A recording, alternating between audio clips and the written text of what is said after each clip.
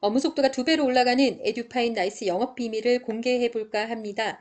내용은 첫 번째, 에듀파인 즐겨찾기로 간편하게 들어가는 것. 두 번째, 잘 쓴 품위를 그대로 복사해서 빠른 시간에 품위를 작성하는 것. 세 번째는 결제 라이들 한 방에 딱 저장을 해서 1년 동안 두고두고 쓰는 것. 그리고 네 번째, 기타 등등의 꿀팁 안내가 있겠습니다. 가장 먼저 에듀파인 즐겨찾기입니다. 저희 에듀파인에 들어가시면 여기 업무 메뉴 탭이 있고요. 즐겨찾기 탭이 있는데 이게 비어 있거든요. 그래서 저희가 만약에 내부 결제를 하려고 하면 문서 관리를 딱 누르면 이만큼 창이 뜨죠. 그리고 만약에 품위를 하려고 그러면 여기 업무 관리 밑에 학교 회계로 딱 들어가면 또 창이 이만큼 뜨잖아요. 그런데 이렇게 많은 내용들 중에 저희가 이것들 다 쓰는 게 아니잖아요. 그래서 저희가 주로 쓰는 몇 가지만 즐겨찾기에 이렇게 보관을 하는 방식을 안내하도록 하겠습니다. 자, 즐겨찾기에 제가 저장한 내용들은 이렇게 문서와 품위로 나눠서 문서는 주로 내부 결제 내용이거든요. 그 안에 이렇게 네 가지를 담았고 품위 같은 경우에는 물건 살 때 쓰잖아요. 그래서 그 내용과 관련되는 것 이렇게 세 가지 총 7가지만 즐겨찾기에 담아서 간편하게 사용을 하고 있습니다. 방법은 어떻게 되냐면 제일 먼저 즐겨찾기 누르시고요. 즐겨찾기 설정을 먼저 눌러야 됩니다. 그래서 즐겨찾기 설정에 들어가시면 메뉴 눌러주세요. 그 다음 행 추가를 이렇게 합니다. 행을 제가 지금 2가지를 추가를 했습니다. 그래서 문서라고 하는 행과 품위라고 하는 행, 이 2가지를 추가를 했고요. 뭐 순서는 뭐가 먼저 돼도 상관이 없습니다. 저는 결제 서류가 먼저라서 여기를 1번을 했습니다. 이렇게 행을 먼저 만들고 저장을 버튼을 눌러주세요.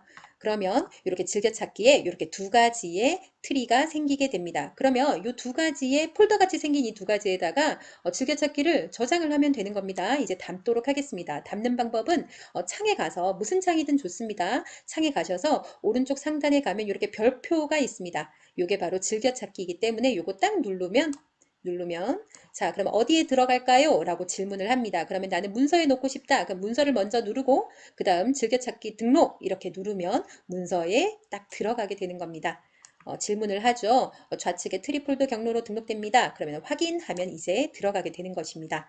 자, 그렇게 무슨 창이든 좋습니다. 여기에다가 제가 만든 트리에다가 이제 들어가면 되는데 제가 해보니까 제일 많이 사용하는 것이 이렇게 크게 다시 한번 써봤습니다. 문서 안에는 공용 서식 맨 처음 완전 새 걸로 이제 작성하는 공용 서식과 그다음 제가 기한했던 거 찾아볼 일이 많잖아요. 그다음 접수했던 거 접수한 문서를 확인할 때도 많고요. 학교에 모든 문서가 들어있는 문서 등록 대장 이것도 필요하죠. 이렇게 총 4가지를 등록했고 물건 사는 것과 관련되는 이 품위 창에다가는 요 3가지를 등록했는데 품위를 등록하고 품위 등록, 품위 쓰는 곳이잖아요. 그 다음에 품위 목록 요거 모르시는 분들 되게 많은데 품위 목록이 굉장히 유용합니다. 이따가 설명드리도록 하겠습니다.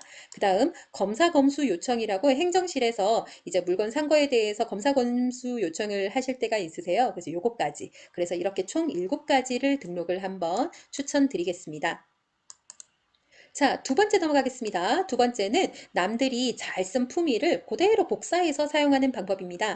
어디서 사용을 하냐면 품위 목록이라고 하는 게 있어요. 저희가 품위 등록에다가 바로 품위를 쓰잖아요. 거기 바로 밑에 있는 곳이에요. 품위 목록에 들어가서 위치는 학교 회계에 사업관리, 사업담당, 품위정산 밑에 품위 목록이 있습니다. 간단하게는 품위 등록창 바로 밑에 있습니다. 여기다가 가면 조회를 했을 때 기간을 세팅을 해놓고 조회를 하면 문서 등록 대장처럼 우리 학교에 관련된 모든 품위 내용들이 여기에 다 뜨게 됩니다. 그러면 거기 중에 내가 지금 품위를 하려고 하는 내용과 굉장히 유사한 제목들이 있습니다. 예를 들면 땡땡땡 간식비라던가 땡땡땡 물건 주문이라던가 뭐 강의료 품위 뭐 이렇게 여러 가지 제목들이 있는데 그 제목에 주제가 좀 비슷하면 내용이 비슷하잖아요. 그걸 가셔서 여기 체크 앞쪽에 체크 딱 하시고 품위 복사 이렇게 눌러주세요. 품위 복사라고 이렇게 눌러주시면 똑같은 품위가 하나가 생성이 됩니다. 이렇게 품위 복사가 완료되었습니다 라고 뜨죠. 그러면 확인 딱 누르면 여기 새로운 품위가 하나가 이름이 똑같이 하나가 쭉 뜹니다. 쭉 똑같은 게 하나가 떠요. 그러면 이거를 내 식대로 좀 수정을 해서 쓰면 되는 겁니다. 여기에 클릭하셔서 들어가시면 되거든요. 새로 만들어진 품위에다가 제목을 클릭하셔서 들어가시면 이렇게 다른 사람이 쓴 내용이 그대로 있거든요. 그래서 여기다가 좀 수정을 하는 겁니다. 제목도 좀 수정을 하고 내용들도 필요한 대로 좀 수정을 합니다. 그 다음에 예산이나 품위 뭐 내역은 다를 가능성이 되게 높잖아요. 예산 같은 경우는 요 앞에다가 지금 체크된 예산들을 전체 선택을 딱 하신 다음에 행 삭제를 딱 누르세요. 그러면 요 앞에다가 DDDD 딜레트의 약자인 D가 뜹니다. 하지만 없어지진 않거든요. 이거 없애는 방법은 중요합니다. 저장을 해버리면 없어집니다. 그냥 행 삭제만 누른다고 사라지진 않습니다. 저장을 누르면 마찬가지 품위 내역도 제가 삭제하고 싶으면 앞에 체크를 하셔서 행 삭제를 딱 누르면 얘가 그대로 D라고 바뀌면서 가만히 있어요. 그랬을 때 마찬가지 저장을 누르면 품위 내역도 마찬가지로 이렇게 삭제가 되면서 깨끗해지는 걸 보실 수가 있으세요. 자, 이렇게 수정을 하고 나면 이제 제 마음대로 내용을 집어넣고 저장을 한 상태로 결제 요청을 하면 되겠죠. 그러면 남의 거 이제 간단하게 갖다 쓰는 겁니다.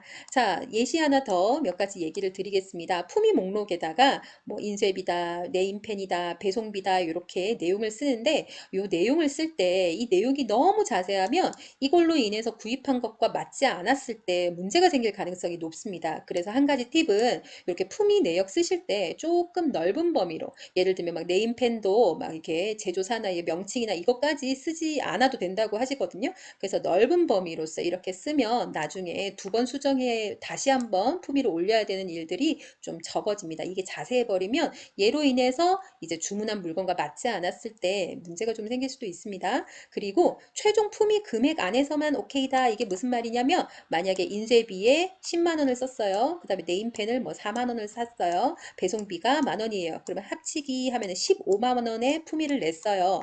근데 제가 보니까 처음에 인쇄비가 10만 원인 줄 알았는데 실제로 좀 달라질 수 있잖아요. 그래서 만약에 인쇄비가 12만 원이 나왔어요. 그러면 네임펜을 2만 원 정도 사고 배송비를 만 원을 해서 어쨌거나 전체가 15만 원이 되면 큰 문제는 없다고 합니다. 좀 깐깐한 행정실 같은 경우는 이게 이제 개수까지도 맞추는 이제 문제가 있는 데도 있지만 대부분 요 품위 금액, 최종 품위 금액이 아니라면 그 안에서 품목 길이는 약간 얘가 넘치거나 얘가 좀 적게 하거나 이거는 좀 괜찮다고 하니까 되도록이면 품위 금액을 조금 넉넉하게 하시는 것이 좋습니다. 왜냐하면 뭐 인터넷에 G마켓이나 11번가나 이런 데서 구입을 했을 때 가격이 하룻밤 지나고 나면 변동이 되는 경우가 있습니다. 그랬을 때 개수로 좀 조절을 하기도 하거든요. 그래서 최종 금액 안에서의 품이라면 충분히 가능한 걸로 이야기를 합니다.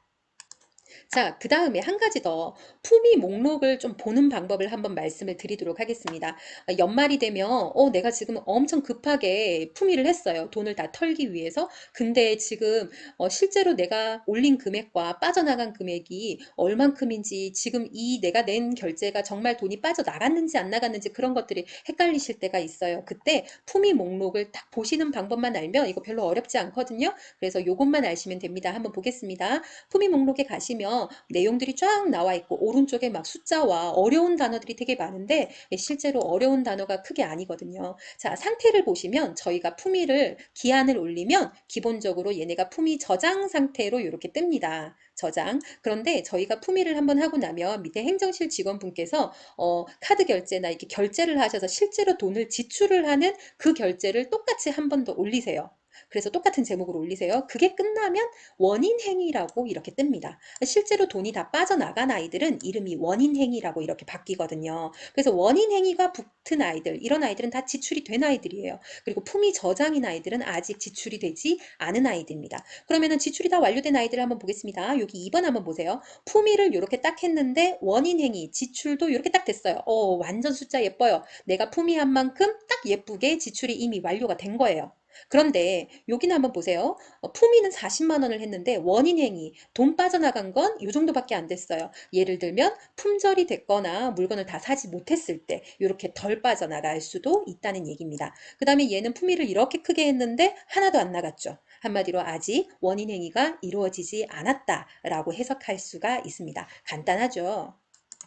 자, 그리고 가끔 혼자 쓰는 예산이 아니라 다른 부서, 다른 교과들과 같이 쓰는 그런 예산이 있을 때가 있어요. 그러면 우리 예산으로 국어과가 나갔나 또는 수학과가 나갔나 다른 과들이 다 어떻게 썼나 이런 걸 확인하고 싶으면 품위 목록 마찬가지입니다. 여기 들어가셔서 제가 조회하고 싶은 품위 일자를 이렇게 세팅을 하시고 나서 여기 세부 항목에다가 예산 이름을 쓰세요. 그리고 나서 이제 조회를 해버리면 요 예산에 맞춰서 품위된 모든 내용들이 보이게 됩니다. 그러면 우리 예산 요거에 뭐 수학과는 썼구나, 뭐 국어과는 썼구나, 영어과는 썼구나 이런 내용들을 우리가 확인을 해볼 수도 있는 것이 바로 품위 목록 창입니다. 자, 신규 선생님들을 위해서 예산에 대해서 잠깐 안내를 좀 하도록 하겠습니다. 예산이라고 하는 거는 크게 학교 예산과 이제 목적 사업비라는 것이 있습니다. 학교 예산은 보통 본 예산이라고 하는 진짜 학교 돈이에요. 그런데 목적 사업비라고 하는 거는 이거는 따오는 거죠. 보통 사업을 이렇게 따온다고 표현을 하는데 시청이나 교육청에서 지원하는 어떤 사업들을 가지고 온 거예요. 학교의 본 예산 같은 경우는 사연이 굉장히 유연합니다. 그리고 남았을 때 반납도 가능합니다. 너무 반납을 해버리면 또 이제 예산이 깎일 수 있으니까 하지만 막 10원 단위까지 맞춰야 되는 건 아니에요. 이건 유연한 편이에요. 그런데 목적 사업비 같은 경우에는 굉장히 엄격합니다. 예를 들면 교육청 부담도 시청 예산 같은 경우에는 막 물건 한 개 산 거 가지고도 이거 왜 샀고 뭐 개수가 맞고 막 이런 것까지 다 따지거든요. 그 굉장히 엄격하고요. 반납이 불가한 지역이 굉장히 많습니다. 지역별로 이 반납을 좀 가능하게끔 해달라는 요청들이 있지만 아직까지 저희 지역도 지금 반납이 불가하거든요. 그래서 10원 단위까지 싹 다 쓰라고 얘기를 하는 편입니다. 그래서 좀 예산을 잘 써야 합니다. 그리고 5만 원 이상은 보통 품위를 불가하게 합니다. 지역별로 그렇게 좀 차이가 있긴 하지만 저희 지역 같은 경우에는 5만 원 이상은 재산으로 취급을 합니다. 그래서 5만 원 이상을 살 거면 니네 본 예산에서 사라. 왜 이렇게 다운 예산을 가지고 니네의 재산을 이렇게 불리느냐라고 해석을 하기 때문에 큰 몫의 물건은 사지 못하는 것이 거의 원칙인 것 같습니다. 자, 그 다음 이렇게 예산이 들어왔을 때 각 부서의 부서장님들께서 예산을 여러 가지 이렇게 종류로 이름을 붙여서 편성을 합니다. 땡땡땡땡 운영비, 뭐 땡땡땡땡 운영비, 뭐 강사료 또는 뭐 비품, 뭐 구입비 이런 식으로 이렇게 이름들을 많이 다루는데요. 이렇게 붙여서 여기는 뭐 10만 원, 여기는 1년 예산에 얘가 50만 원이다. 그러면은 여기에는 20만 원 쓸 거고요. 여기는 10만 원 쓸 거고요. 여기는 10만 원 쓸 거고요. 여기는 10만 원 쓸 거예요. 이렇게 해서 부서마다 배당된 예산을 이렇게 쪼개는데요. 여기 한 가지 팁이 뭐냐면 이 얘네들 돈마다 돈이 어디에 쓰냐에 따라서 돈의 종류가 이렇게 있습니다.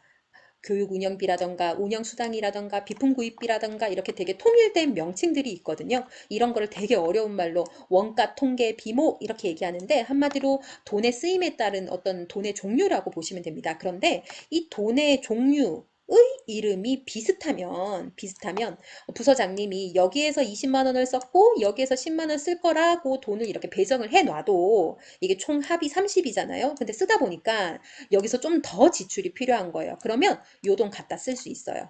그래서 이름이 돈의 종류가 비슷하면 전체 안에서 얘를 좀 더 많이 쓰고 얘는 좀 마이너스 뜨게 하고 이게 가능한데 근데 돈의 종류가 아예 다른 거 교육 운영비와 운영수당은 종류가 다르잖아요. 이거는 여기서 좀 더 많이 쓰고 밑에는 좀 덜 쓰고 이거 불가합니다. 만약에 여기를 좀 덜 쓰고 여기서 좀 많이 쓰고 싶다 그러면 여기 있는 돈을 일로 보내는 일을 해야 돼요. 그거를 학운위에서 심의를 반드시 통과를 해야 됩니다. 목이 다르면 여기 있는 돈을 이쪽으로 보내는 제목이 다르면 여기 돈을 보내는 그런 학운위 심의가 반드시 있어야 합니다. 추경이라고 보통 얘기를 합니다. 근데 보통 이런 건 부장님들이 많이 하시기 때문에 그냥 개원 선생님이 잘 모르시죠. 자, 그 다음 예시를 한번 보면 이렇게 학교 안에 지금 요거는 약간 개인정보라서 제가 가림 처리를 했습니다. 요렇게 원가 통계 비목이라는 것이 요런 애들은 비슷한 애들, 얘하고 얘는 다른 돈 요렇게 구분할 수가 있습니다. 자, 세 번째 한번 보겠습니다. 결제 라인. 결제 라인이 있죠. 보통 부장님, 교감 선생님, 교장 선생님 이렇게 결제 라인이 있는데 결제 라인을 설정하는 한 번만 딱 설정하면 됩니다. 1년 동안. 근데 방법이 에듀파인에서 설정하는 방법이 다르고 나이스에서 설정하는 방법이 다릅니다. 방법만 따라오시면 돼요. 첫 번째 에듀파인 저희가 주로 내부 결제를 할 때의 그런 결제 라인은 여기 에듀파인 맨 첫 번째 창에 요 끝에 보면 사람 상반신 그림자 같은 모양이 있죠. 여기 들어가면 설정을 하실 수 있으세요. 여기 들어가시면 왼쪽에 나의 결제성 관리 있습니다. 나의 결제성 관리에 들어가셔서 여기다가 추가 이렇게 누르시면 됩니다. 자, 그래서 추가에 들어가시면 여기에다가 이제 제목을 쓰는 거예요. 저는 그 라인 자체를 씁니다. 보통 행정실장님, 교감선생님, 교장선생님, 뭐 보통 요 앞에 부장님, 교감선생님, 교장선생님 이렇게 쓰죠. 이렇게 이름을 먼저 쓴 다음에 순서대로 낮은 순서대로 보내겠습니다. 만약에 부장님이면 부장님 딱 찍고 밑으로 내려보내기 그럼 이게 착 들어가요. 그 다음에 행정실장님 딱 찍고 내려보내기 그럼 또 들어가고 그 다음 교감선생님 딱 찍고 내려보내면 들어가고 또 교장선생님 딱 찍고 내려보내면 들어가고 만약에 순서를 제가 잘못했다 싶으면 여기로 순서 조정이 가능하고요. 그 다음에 행정실장님은 항상 협조로 변경을 하는 것. 네, 협조로 변경을 하는 것. 그렇게 해서 저장 버튼을 누르면 이제 에듀파인이 설정이 된 겁니다. 자, 그렇게 되면 내가 내부 결제를 할 때 어떻게 한 번에 딱 집어넣느냐. 나의 결제선에 보통은 결제 경로 지정을 눌러서 한 사람 한 사람 세팅을 해야 되잖아요. 근데 방금처럼 결제 라인을 설정을 해 놓으면 여기에 이렇게 제가 설정한 몇 가지가 이렇게 떠요. 거기다 클릭만으로 바로 결제 경로가 바로 입력이 됩니다. 그래서 한 번만 딱 설정을 해 놓으면 1년 동안 품위나 내부 결제하실 때 굉장히 편하게 사용하실 수 있으십니다. 자, 그래서 주로 많이 쓰시는 것들은 문서 같은 경우에는 이제 개원 선생님 같은 경우에는 담당 부장님, 그리고 교감 선생님, 교장 선생님, 또는 문서 같은 경우에 부장님, 교감 선생님까지 요 정도 라인 2개 정도 필요하고요. 품위 같은 경우는 저희 지역은 10만 원 이상은 부장, 실장, 교감, 교장까지, 10만 원 이하는 부장, 실장, 교감까지, 교감 선생님까지만 결제가 가능한데 지역마다 이 룰은 좀 다른 것 같습니다. 그래서 지역에 맞춰서 이렇게 세팅을 해 놓으시면 편하게 사용하실 수 있으세요. 자, 두 번째 나이스 가겠습니다. 나이스는 저희가 주로 근태하고 관계가 되죠. 그래서 업무 포탈 나이스 찍으시면 맨 처음 업무 포탈에 들어오셨을 때 여기 왼쪽에 보면 상신함 보입니다. 상신함에 딱 들어가시면 오른쪽 위에 개인 결제선 등록이 있습니다. 개인 결제선 등록 여기 들어가시면 이제 여기다가 이제 순서대로 마찬가지 낮은 순서 보통은 부장님, 교감 선생님, 교장 선생님이고 또는 학교마다 교감 선생님, 교장 선생님일 수도 있죠. 그래서 여기다가 사람을 찍으시고 그 다음에 사람을 딱 찍으면 밑에 쏙 들어가져요. 그 다음 사람 딱 찍으면 또 들어가지고 그 다음 사람 또 찍으면 또 들어가져요. 그런 다음에 여기다가 이 결제선에다가 이름을 넣어주세요. 그런 다음에 결제선을 저장하면 사용하실 수 있으세요. 자, 그럼 어떻게 쓰느냐? 마찬가지 근태에 관련해서 출장이나 이런 걸 다실 때 개인 결제선 딱 누르면 거기에도 간편하게 제가 저장한 라인이 몇 개가 뜹니다. 그래서 근태하고 관련되는 건 주로 이제 교무, 교감 또는 교무, 교감, 교장 요 정도 많이 저장을 하세요. 필요하신 대로 저장을 하시면 될 것 같습니다. 자, 그 다음에 한 가지 더. 저희가 공문 같은 거 공람 많이 하잖아요. 근데 공람도 그룹을 설정하면 굉장히 편리합니다. 예를 들면 선생님들만 원래 조직 그룹 내에 교직원이 모두 다 들어있어요. 그래서 선생님들만 공람을 하고 싶으면 선생님들만 딱 모아서 그 다음에 과학교사다 그럼 과학교사만 모아서 아니면 또 부장이다 그럼 부장만 모아서 이렇게 공람 그룹을 설정해 놓으면 공람하실 때도 일일이 체크를 찍으실 필요가 없으세요. 요거 설정하는 방법 마찬가지입니다. 여기 에듀파인에 들어가시면 여기 오른쪽 상단에 이렇게 사람 반신상이 있습니다. 요거 찍으시고 왼쪽에 개인 수신 그룹 관리 있습니다. 요거 찍으시면 여기 신규 등록하실 수가 있으세요. 자, 그래서 수신그룹 명을 한번 쓰세요. 선생님만, 그럼 교사 또는 뭐 과학교사면 과학교사 이렇게 이름을 쓰시고 공람이라고 찍어주세요. 그 다음에 세 번째 여기 본인의 학교 이름이 딱 뜰 거예요. 그리고 요 그룹 내 조직 구성원이 모두 뜹니다. 그래서 보통 맨 위에서부터는 교장 선생님, 교감 선생님하고 선생님들 쭉 뜨고 맨 밑에 이름이 낯설다 싶으신 분들은 교직원 분들이세요. 여기는 조리사 분들까지 다 들어와 있거든요. 그래서 여기다가 필요하신 분만 체크하셔서 오른쪽으로 딱 넘기시고 저장을 하시면 공람 그룹이 설정이 됩니다. 자, 그러고 나면 공람을 할 때 어떻게 하느냐. 공람에다가 원래 조직도 옆에 공람 그룹이라는 게 탭이 있거든요. 요거 딱 찍으시면 요게 본인이 설정한 공람 그룹이 여기 뜹니다. 여기만 체크 딱 하셔서 오른쪽으로 넘기셔서 확인 누르면 그분들에게만 공람이 가능하게 되는 것이죠. 자, 이제 거의 다 왔습니다. 에듀파인 사용하면서 몇 가지 꿀팁 안내드리도록 하겠습니다. 저희 업무관리 이제 에듀파인 이렇게 띄우면 여기 창 같은 거 뜨잖아요. 옆에 날개 같은 거 왼쪽에도 뜨고 오른쪽에도 뜨잖아요. 그래서 맨날 이거 눌러야 이거 없어지거든요. 근데 이거 안 뜨게끔 설정할 수 있습니다. 어디서 하느냐? 자, 마찬가지. 요거 에듀파인 첫 번째 창에 여기 반신상 사람 표시 들어가시면 여기에 왼쪽에 개인 환경 설정 있습니다. 여기 들어가시면 설정을 하실 수 있는데 자, 여기 한번 보세요. 조회 목록 건수 저는 공문 같은 거 검색할 때 제일 많이 나오게끔 합니다. 페이지 안 넘어가게 500건. 그 다음에 폰트 크기. 자, 눈을 위해서 크게.